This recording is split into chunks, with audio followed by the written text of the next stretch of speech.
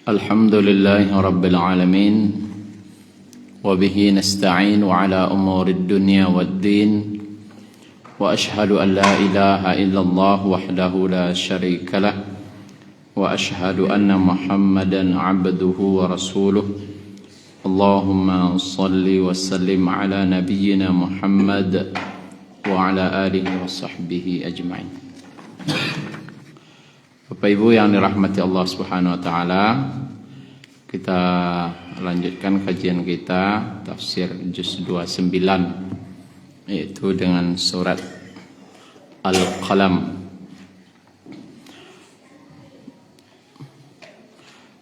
Terjadi perbincangan di antara para ulama, surah Al-Qalam ini wahyu yang keberapa? Dan menyatakan adalah wahyu yang kedua setelah surat Iqra bismi rabbikal ladzi khalaq. Turun ayat 1 sampai 7. Ada yang menyatakan wahyu yang keempat yang diterima Nabi. Al-Alaq, kemudian Al-Mudaththir, Al-Muzammil, kemudian Al-Qalam. Dan menyatakan Al-Alaq, Al-Qalam, Al-Muzammil, baru Al-Mudaththir. Tapi itu menjadi perbincangan. Dia menyatakan setelah itu lagi. Kita tidak membahas itu karena itu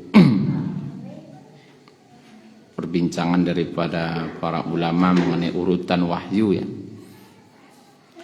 Kita melihat kepada isinya saja. A'udzu billahi minasy syaithanir rajim. Bismillahirrahmanirrahim. Nun wal qalami wa ma yasturun. Kata nun,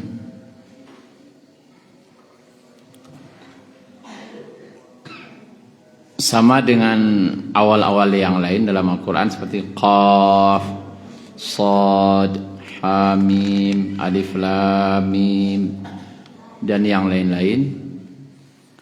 Apa arti nun? Bermacam juga kita temukan penafsiran-penafsiran mengenai surat Nun.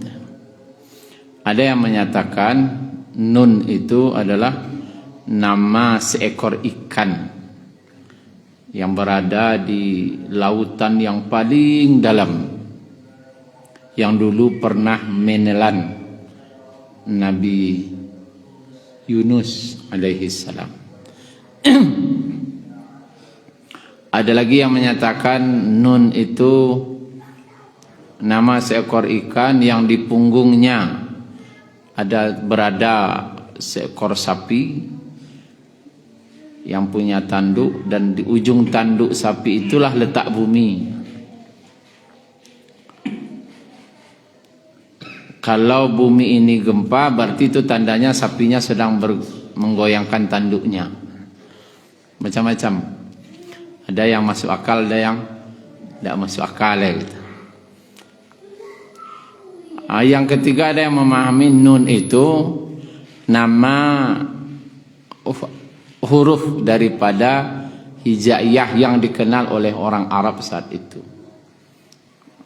Ini untuk menafsirkan Nun. Ketika orang Arab mendengar, ini huruf yang biasa kita dengar. Berarti Al-Quran yang dibacakan kepada orang-orang Arab saat itu adalah susunan daripada huruf-huruf yang juga mereka kenal, dan mereka mengakui akan keagungan Al-Quran yang tidak ada susunannya seindah Al-Quran.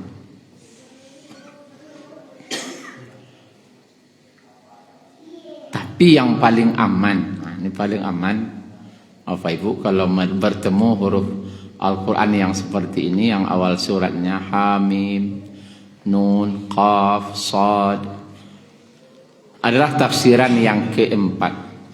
Apa tuh? Allah yang mengetahui maksudnya. Ini paling aman. Tidak usah diyakakai mencari tafsirnya, dikait-kaitkan. Kalau memang tidak ada keterangan langsung dari Nabi apa itu nun. Nun adalah, kalau itu kata Nabi itulah jalih. Tapi karena tidak ada keterangan, yang paling aman yang di jumhur, kebanyakan para ulama mengambil adalah Allah yang mengetahui artinya.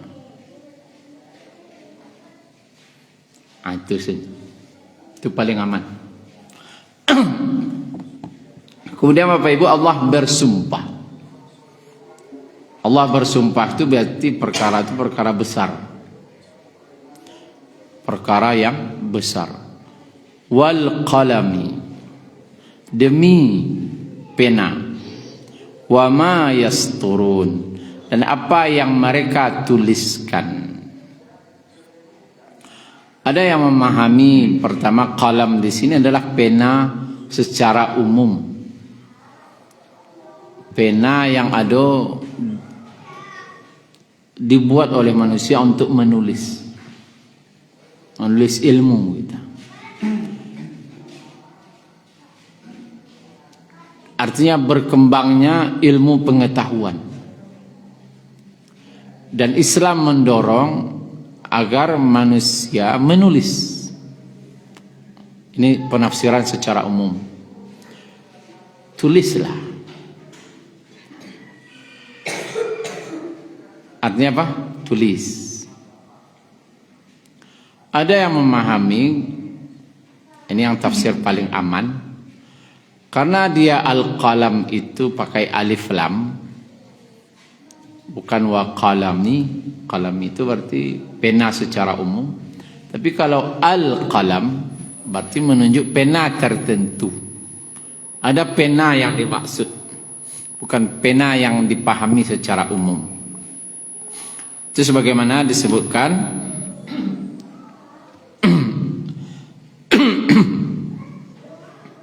dalam hadis riwayat At-Tirmidzi, Rasulullah sallallahu alaihi wasallam bersabda, "Inna awwala ma khalaqallahu al-qalam." Sesungguhnya yang pertama kali yang Allah ciptakan adalah qalam, al-qalam. Jadi al-qalam di sini nun wal qalam itu adalah bermakna berdasarkan hadis ini, yang pertama Allah ciptakan adalah al-qalam, pena. Bawa bantuannya anak itu lo kajiwa dah. Jadi Allah menciptakan pena.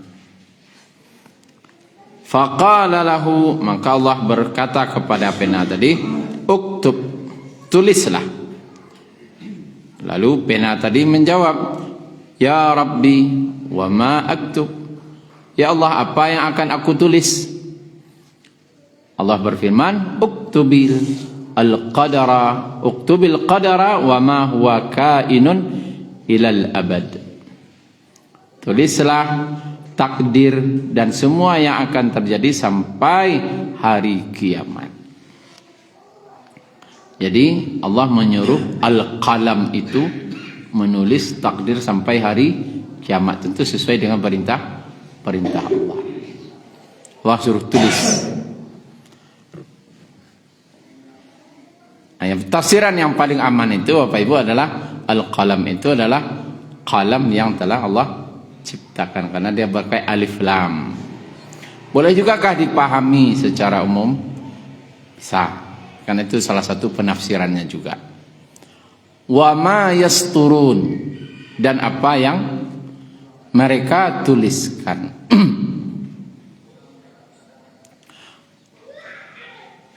Kalau dalam bahasa Arab Bapak Ibu ada yaktubun, kataba ya, menulis. Iku yasturun, menulis juga. Bedanya. Yaktubun, yasturun. Yaktubun itu menulis secara umum, tulisan secara umum. Tapi yasturun atau satara itu berasal dari kata garis, lah. Penggaris bahasa Arabnya apa? Mistalah. Wa ma yasturun,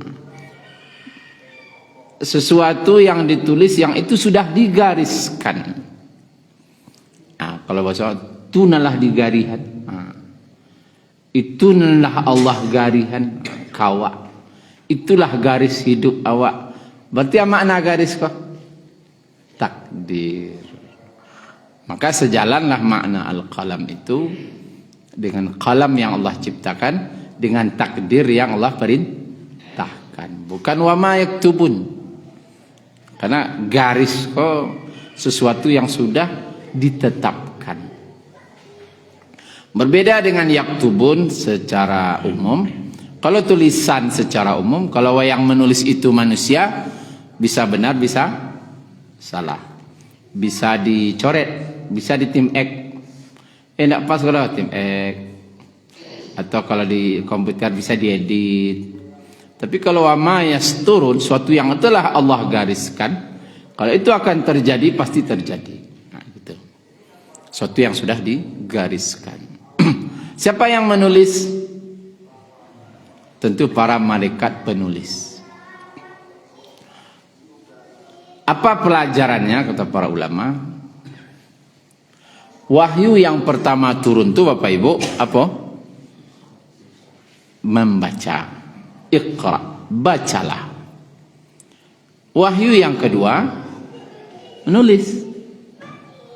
Berarti umat Islam kok disuruh banyak membaca, banyak menulis. Ini wahyu pertama, wahyu kedua. Membaca, menulis. Membaca, menulis. Membaca, menulis. Inilah yang dilakukan oleh para ulama-ulama terdahulu. Tafsir misalnya yang Bapak cek ini tafsir Ibnu Katsir. Kan ditulisnya kan? Kalau tidak ditulisnya sampai ke mana? Sahih Bukhari, Sahih Muslim, kan ditulis. Kalau ada hafalannya, hafal di beliau Imam Bukhari itu, hadis-hadis itu. Tapi beliau tuliskan, itulah yang mengalir pahalanya ke beliau tadi. Ya. Tetapi bermakna yasturun itu yang mereka tuliskan. Yasturun itulah yang mereka, apa yang mereka tulis mengenai takdir kehidupan. Artinya sesuatu yang pasti kan gitu. Takdir itu kan yang pasti. Maknanya apa? Kalau kamu nulis nan jale-jale sana kan ditulis tu. Jangan tulisan antah barantah sudah baca orang campak orang. Jangan tulis nama dia itu. Carilah tulisan tafsir, tulisan syarah hadis, bermanfaat, tarik dibaca orang, tarik. Kalau tulisan novel untuk kegalak-galak, ya lebih cerita mungkin kok nangis-nangis lah membaca buku deh. Pinang kamu ulang sekali lain, tak lesuh lain. Kau baca orang boleh baca aja. Kau ancak buku nak baca lah. Oh itulah membaca batang tu lah segitu. Tidak dibaca secara kontinu. Jadi tulislah. Kalau kamu nulis, tulislah sesuatu yang jalih-jalih. Jangan sampai menulis suatu kebohongan apalagi, atau berita hoak apalagi, dan semacamnya. Tulis yang akan mengalirkan pahala kawa. Itu pelajaran dewa. Dan ini dicontohkan oleh Allah. Allah itu maha tahu. Ya. Allah itu maha tahu.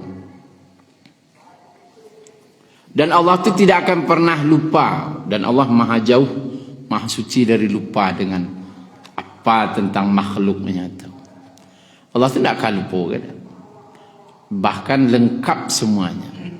Allah tahu yang dulu, Allah tahu yang sekarang, Allah tahu yang akan datang. Bahkan Allah tahu sedetil-detilnya. Pengetahuan Allah maha luas dan maha detil. Tapi kita cari ya. Pertama yang Allah ciptakan apa? Qalam. Tulis. Apa yang Allah suruh tulis? Takdir. Takdir mana? Yang ditulis itu adalah dalam hadis Muslim 50.000 tahun sebelum langit dan bumi diciptakan.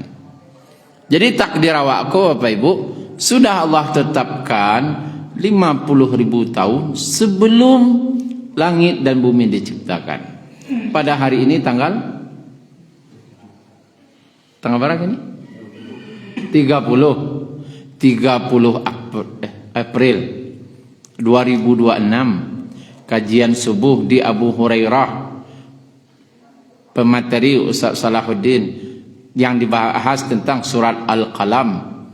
Sudah tertulis 50.000 tahun sebelum langit dan bumi diciptakan. Lah tertulis. Siapa yang duduk mendengar waktu tu? Lah tertulis lah orangnya. 50.000 tahun banyak. Sebelum ada langit je bumi lah. Jangan awak langit bumi selalu ada lah. Belum ada lah. Itu namanya catatan global. Allah buat catatan global. Ada lagi catatan sekali seumur hidup Allah buat. Bila tu? Ketika ruh ditiupkan ke perut ibu awak.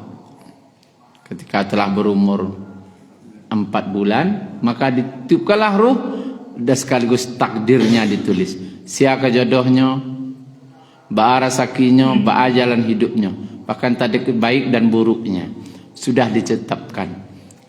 Ada catatan global, ada catatan masing-masing awak. Catatan masing-masing lah. Buku apa namanya?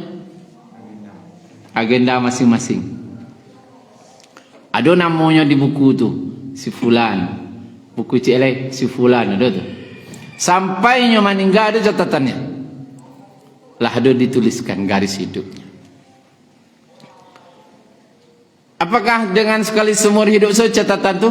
Tidak, ada lo pembaharuan sekali setahun. Bila tu? Malam Lailatul Qadar. Tanazzalul malaikatu waruhu fiha biidzni rabbihim min kulli amr. Diurus segala urusan pada malam itu. Di malam Lailatul Qadar diupdate catatan-catatan tadi. Allah tulis tu sekali setahun. Turun malaikat. Ada lagi update-nya per 2 kali seminggu. Tidak sekali seminggu dah. 2 kali seminggu. Bila tu? Senin Kamis. Nabi SAW bersabda, aku puasa Senin Kamis tu salah satu sebabnya karena aku setiap Senin dan Kamis catatan amal tu di-store kepada Allah, dan aku ingin catatan terakhirku aku sedang berpuasa. Bila Senin Kamis. Adalah catatan harian. Itu yang malaikat raqib dan atid tu. Standby 24 jam tu. Catatan Allah tu lengkap. Dari catatan global, catatan sekali seumur hidup, catatan tahunan, mingguan dan harian. Detil catatannya tu. Sedangkan Allah Maha tahu. Itu kata para ulama. Tapi bakok ditulisnya jauh. Mengajarkan kau awak pelupa apa kau menelik malih nulis. Allah yang Maha tahu dituliskan kata. Cuman tentu awak sangko bayak orang kau dah ingatnya kuat-kuat itu. Sudah ngajinya tak kalau lupa-lupa dan tak perlu catat Nyaman sampai satu masuk sekali sadonan tak ada lupa-lupa. Tentu model itu saya istilahnya sangko bayak Kemudian Bapak Ibu yang dirahmati Allah, kita lanjutkan ayat kedua. Setelah Allah bersumpah demi pena atau al-qalam, lalu Allah memberikan penegasan kepada Nabi. Ma anta bi ni'mati rabbika bimajnun. Ma artinya tidak. Anta engkau bi ni'mati rabbika dengan nikmat dari Rabbmu bimajnun menjadi orang gila. Awal-awal dakwah Nabi disebutkan beliau itu mendapat penolakan dari kaum dakwah Nabi itu. Bahkan mereka menuduh Nabi itu gilo. Karena mereka menuduh berdusta, nah mungkin Nabi tidak pernah berdusta. Dek yang disampaikan kau tidak pernah didengar dari saja ini wak siswa kan itu. Tak do kaji ciko do. Kan itu kajinya kau. Tak ada ini wak mengaji mereka. Apa kok kini sengkaji ciko kau. Berduto, tak mungkin tak duto do. Tak pernah duto. Itu wah. Yang paling pas. Aku gilo kau. Itu saja. Tetapi Allah bela nabinya pakai dengan awalnya ma. Sebenarnya kata para ulama, susunannya nikah. Engkau dengan nikmat Tuhanmu bukanlah orang gila. Itu susunannya. Tapi kini bukan kau di muka. Tidaklah. Bukanlah diawalkan. Ini untuk penegasan. Bisa jadi kalimatnya engkau dengan nikmat Tuhanmu bukanlah orang gila. Kini diawalkan, engkau itu bukan, tidaklah engkau itu dengan nikmat Tuhanmu termasuk orang gila. Diawalkan tidaknya tuh. Ini pembelaan yang sempurna. Tak ada isti'alah gaya kecil orang tu dah. Tak isti'alah gaya kecil orang nombor tua tu dah. Kalaulah diawalkan tidaknya, itu pasti tak ada tu dah. Lalu bi ni'mati rabbika dengan nikmat Tuhanmu. Apa maksud nikmat Tuhanmu? Pertama, nikmat Tuhan di sini namanya wahyu. Bukanlah gara-gara menerima wahyu itu kadisabui elu Nabi itu gilo. Tidak. Bahkan Nabi itu dapat nikmat dari Allah. Kenapa? Orang Yahudi waktu itu sangat menginginkan dari keturunan mereka dapat wahyu menjadi nabi. Rupono kan Nabi Muhammad painyo. Ku nikmat dari Allah. Dari seluruh banyak para nabi, Nabi Muhammad ku yang paling mulia, pemimpin para nabi. Ini nikmat dari Allah untuk engkau. Orang yang mendapat nikmat gadang. Itu pemahaman pertama, yaitu wahyu. Pemahaman yang kedua, nikmat di sini itu adalah memang Nabi ko dapat wahyu. Tapi kalau bukan karena nikmat dari Allah, memang babahayo dapat wahyu. Wahyu itu sesuatu yang sangat berat. Barikkah narimu wahyu ko? Barik. Kok manusia biasa menerima gilo dia. Tapi yang menerima itu Nabi Muhammad, orang yang bersih hatinya dan dijaga oleh Allah, mampu beliau menerimanya. Kalaulah bukan karena nikmat dari Allah, tidak akan mampu Nabi itu datang. Contoh, "Lau anzalna hadzal Qur'ana 'ala jabalin la ra'aitahu khashi'an mutasaddian min khasyatillah." Kalaulah diturunkan Al-Quran itu ke gunung, maka kamu lihat gunung itu hancur lebur. Quran ko diturunkan ke gunung, hancur gunung tadi. Bara barik wahyu itu kira-kira tak. Barik kah wahyu itu? Barik. Awak membacanya. Awak membaca tidak di turunan kawak lah. Ka gunung turunan, Gunung Merapi itu di turunan, dilataan wahyu katanya itu. Wahyu Al-Quran itu di turunan pas turun. Kok baraya lah Al-Alaq 1-5 atau Al-Qalam 1-7 turun tu. 7 ayat turunnya, hancur gunung tu.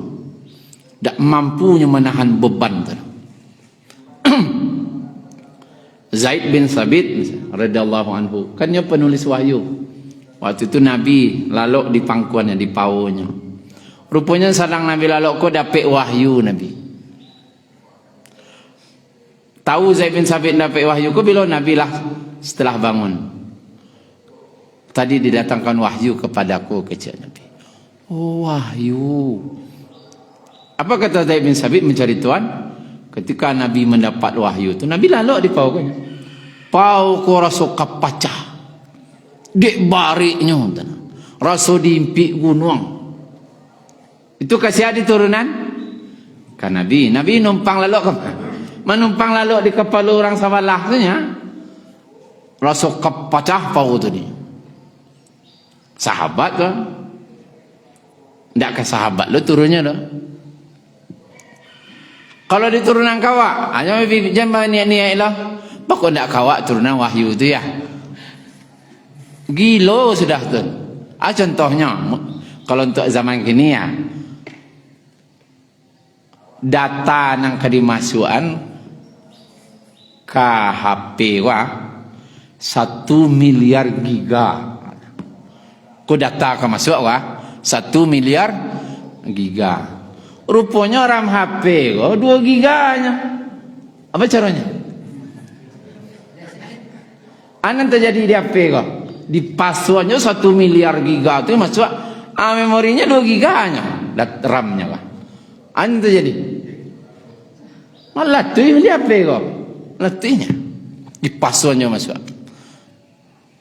hangnya dan harinya sudah tulis. Kok kawak di turunan wahyu itu mana Ustaz? Bayangkan sama itu data kepala aku 2 giga nah. Dimasuklah wahyu yang 1 miliar giga dah. Anda jadi sudah. Angui saraf tu sadonya. Tidak usahlah wahyu yang begitu berat. Kematian bini seorang ini. Anda balik gitu dah. Bisa cari bini baru misalnya nah. Tapi lain tidak sanggupnya orang. Orang tidak sanggup atau untuk diam di aku sudah. Itu baru kematian bini roda. Kalau untuk diam di aku sudah. Apalagi wahyu lah ke diturunan kayaknya. Memang dengan nikmat dari Allah. Ya, wahyu ko didapatkan oleh Nabi dan Allah jaga Nabi tadi itu. Terjawablah apa? Kok ada nambah tanya-tanya, kok ndak kambo wahyu itu turun itu jawabannya. Angui utak tu beko. Ndak makanan utak wa doh wahyu itu ada. Pernah mau sebutkan dulu salah satu wahyu terpanjang sekali turun itu apa? Surat Yusuf setengah juz lebih, sekitar 2 balik halaman kalau tidak salah. Ya. Surat Yusuf setengah juz lebih sekali turun dah. Apa di Nabi langsung baragi gana dah. Kini itu Nabi malaikat Jibril membaca satunya. Membacaan saja. Diulang oleh Nabi. Sekali bacanya. Kini dites lalu tak waktu nah, itulah kira. Dibacaan surah setengah juz, janganlah ulang dia. Orang yang tahu ulang.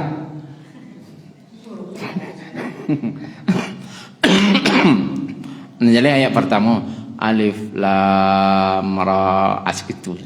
Sudah antara cukup. Aja saya terakhir lu tanya oleh segitu giga utak waktu nanti. Kalau sempat lo awak jadi nabi, protes malaikat Jibril. Payah majano ya Allah. Nana masuk kepala nana. Palupo cik malaikat Jibril. Lamo majan cik. Abi hari ini majan tu. Nak. Memang nikmat dari Allah. Dan itu khusus untuk Nabi. Salah satu sifat Nabi itu adalah cerdas. Fatanah, cerdas. Kemudian ayat ketiga, wa innalaka la ajran ghaira mamnun. Dan sesungguhnya bagimu sungguh ajran, pahala, ghaira mamnun, yang tidak akan putus-putus. Pahala besar yang tidak akan putus-putus. Ini menenangkan hati Nabi. Dan sesungguhnya tuh penekanan bah, bagi engkau sungguh ajran, pakai tanwin tu menunjukkan banyak isim mubalaghah yang tak terhingga, pahala yang tak terhingga, ghaira mamnunan, tak akan putus-putus sampai hari kiamat. Mana mamnun tidak akan putus. Ini kabar gembira untuk Nabi, karena beliau telah berdakwah, kemudian dihina orang, dikecek orang gilo. Sabar salah, karena sudah engkau akan mendapat pahala yang tidak akan putus-putus. Sabar salah, kau akan dapat pahala yang tidak akan putus-putus. Atau sampai hari kiamat. Dan itu luar biasa Bapak Ibu. Seluruh amal ibadah orang di dunia begini ya, mengalir ke Nabi. Tak kaputih-putih. Nabi setelah meninggal karena beliau berdakwah, catatan amal beliau terbuka tadi. Bara banyak orang hari kunan salat subuh sedunia. Store ke Nabi itu, tanpa mengurangi pahala orang itu. Masuk ke rekening Nabi sedunia. Store-nya sedunia. Bara banyak orang pengajian subuh sudah subuh kah? Mengkaji inilah ayat kah, hadis kah? Berapa lo dapat durang hadir tu? Transfer lo ke Nabi itu. Sedunia. Bara orang subuh kurang baca Quran, pondok-pondok tahfiz, atau di rumah-rumah baca Al-Quran, atau ada yang lah mengkhatamkan Al-Quran, transfer ke Nabi itu. Ada yang berzikir, ada yang ini, ada yang itu, ada yang bersedekah, sedekah subuh. Kok sedekah subuh tadi tu? Dapat pahala tu. Transfer ke Nabi itu. Karena beliau yang mengajarkan. Karena perjuangan beliau awalnya. Makanya rekening amal orang yang mengajak orang lain kepada kebaikan tidak putih-putih. Tidak kan putus-putus. Mana ghaira mamnun, tidak akan pernah putus. Mamnun asal katanya manna, artinya putus cek, atau ghaira mamnun tidak akan putus. Yang kedua manna itu artinya disebut-sebut. Manna artinya disebut-sebut. Menyabut-nyabut paragihan namanya man. Contoh, ya ayyuhalladzina amanu la tubtilu shadaqatukum bil man. Hai orang beriman, janganlah kamu menghapus pahala sedekah kamu dengan man, menyebut-nyebut. Kalau diartikan itu, sesungguhnya sesungguhnya bagi engkau sungguh pahala yang tidak akan disebut-sebut. Bisa keduanya bisa. Ini sebuah penghargaan kata para ulama kepada Nabi ataupun kepada orang beriman, yang mana pemberian dari Allah tu, pahala tu tidak akan disebut-sebut. Tidak akan disebut-sebut. Maksudnya tidak disebut-sebut. Biasanya menyebut-nyebut sesuatu pemberian itu menyakitkan hati orang yang diberi. Walaupun batua, tapi akan menyakitkan hati yang diberi. Contoh, awak pergi makan kalapau, makan basamo sudah makan dibayar dek kawan ko, sudah dibayar dek kawan ko, sepanjang jalan dibaca-baca no. Makan cokok ambo bayar kan, tu kalau makan cokok ambo nak bayar tu, apa perasaan? Kalau saya muntah-muntah melihat, itulah kira-kira tak. Walaupun batu kawan ko nama bayar, tapi dia dibaca-bacanya, taklah suara. Atau baju, awak dia kawan baju, cak baju ko awak pakai. Ada ke orang lami bacanya, itu baju ni pakai itu mau mengeh tu ni, coba. Tetap tak suka juga tu. Kan memang ini lagi ya. Tapi dek disabut-sabut, tidak suka, tidak menyenangkan. Allah tidak mau menyebut pemberian itu. Pahala yang Allah berikan, termasuk ketika orang itu masuk surga, kata Allah, bima kuntum ta'malun, disebabkan apa yang kalian kerjakan. Disebabkan apa yang kalian kerjakan. Karena apa yang kalian kerjakan. Kok kalian masuk dek amal kalian ko. Sedangkan masuk surga siapa? Allah. Penghargaan saja. Ikut kalian masuk surga karena bima kuntum ta'malun, disebabkan apa yang telah kalian kerjakan. Penghormatan. Bisa saja Allah nyebut, ikut kalian masuk surga kau tidak mau masuk, tidak masuk kalian kau dah. Bisa saja. Tapi Allah tidak mau begitu. Ini salah satu nikmat yang Allah berikan kepada Nabi, yaitu pahala yang tidak akan putus-putus dan tidaklah akan Allah sebut-sebut sehingga beliau malu dengan pemberian itu. Jadi pelajarannya dewa apa ibu? Kok sudah waragiahnya baca-baca?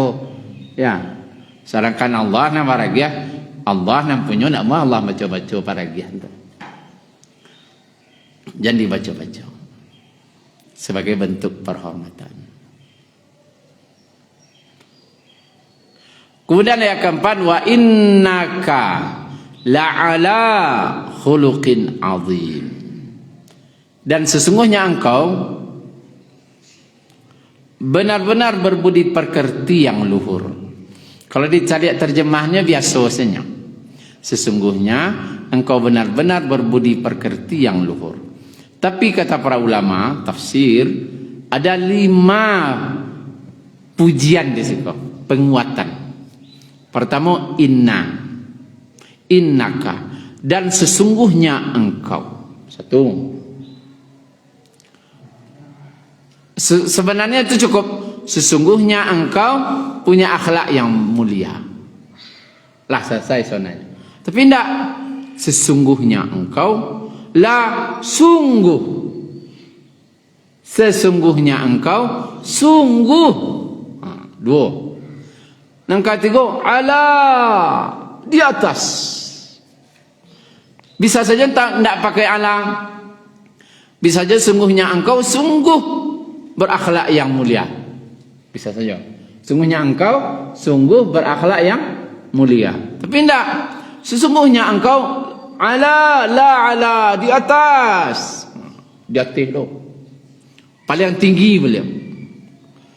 Khuluqin, pakai tanwin. Khuluqin itu pakai tanwin itu menunjukkan akhlak puncaknya loh. Puncak dari akhlak. Bukan sekedar akhlak, tapi puncak daripada akhlak. Kalimah azim. Arti azim. Besar. Agung. Yang mengesan agung kau siapa? Yang besar kau? Allah. Kata para ulama tafsir, tak terbayang ba'a agungnya akhlak Nabi itu. Tak terbayang, betul? Karena yang mengesan kadang kau Allah. Misalnya anak-anak sekarang kau ngecek. Ngeceknya, aku dapat duit banyak. Berapa banyaknya? Aku dapat duit banyak. 1.000. Tu Pak Haji dia orang ngecek, ambo dapat peti banyak orang tu. Beda tak je nak kata dia ngeceknya? Beda. Kini menteri ngecek, kita sudah dapat dana turun, dana yang besar cik menteri. Para tu.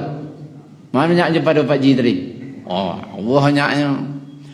Kini Raja Arab ngecek, kita mendapatkan keuntungan yang besar orang tu.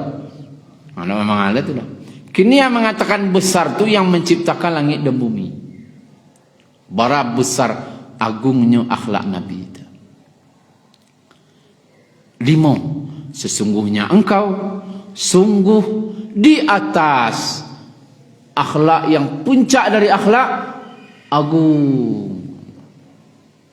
Pujian ke Nabi. Setelah dibaca tafsir,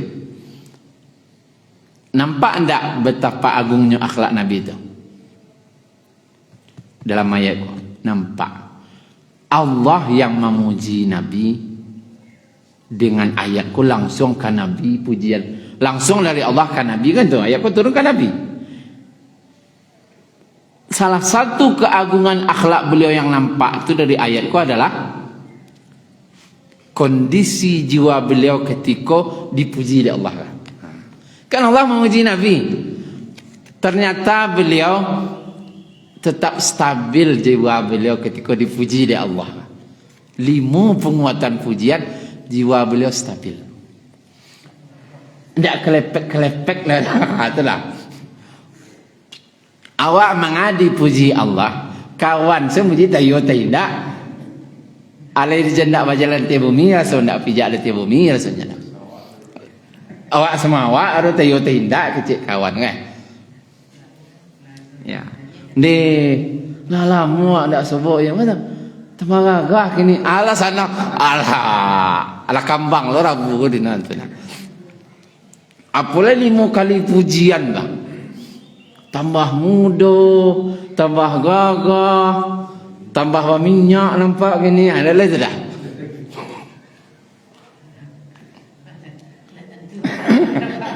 Lupa pasti dah tak kerabai dah tak lagi kira. Nabi tidak takarabai ini. Begitu pujian Allah, begitu bagusnya akhlak beliau. Nampak di sekolah langsung atau kestabilan jiwa beliau ketika menerima pujian tadi itu. Dan akhlak Nabi Bapak Ibu yang dirahmati Allah, sekilas saja disebutkan dalam tafsir, yaitu seperti dari dalam Sahihain dari Anas bin Malik radhiyallahu anhu. Kita baca saja hadis. Aku tinggal melayani Rasulullah selama 10 tahun. Anas bin Malik 10 tahun tinggal aja Nabi. Tapi tidak pernah dia berkata kepadaku.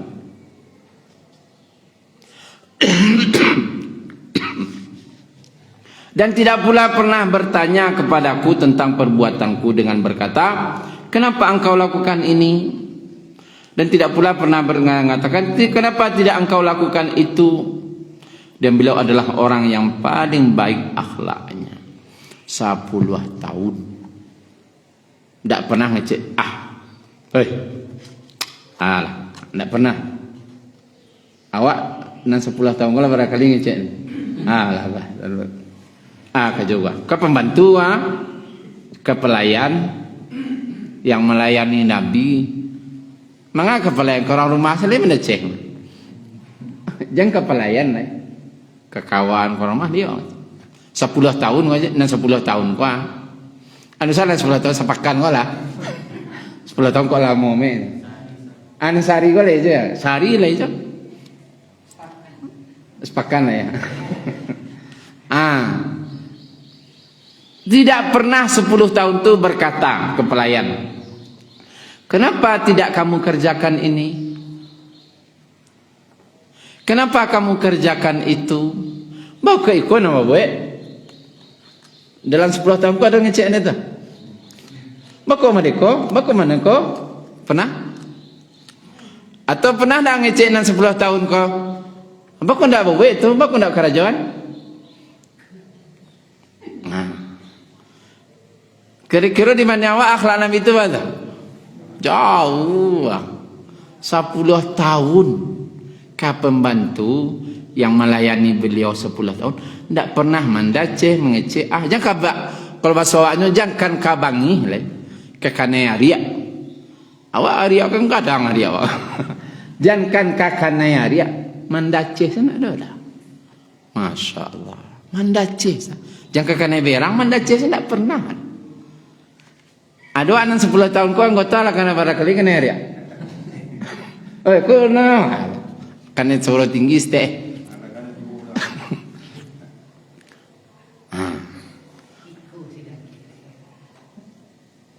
ko ano ba ko alon jaman ke lain iko ba ko alon jaman 10 tahun Nabi tidak pernah ngecek-ngecek wanita. Masya Allah, memang beliau memiliki akhlak yang mulia, sangat agung, pantas pujian untuk beliau. Itu cek baru nanti usaha tersinggung kan apalagi akhlak Nabi yang lain. Itulah kira apa ibu talabiata kurang mohon maaf. Subhanakallahumma rabbana bihamdika asyhadu an la ilaha illa anta astaghfiruka wa atubu ilaik. Assalamualaikum warahmatullahi wabarakatuh.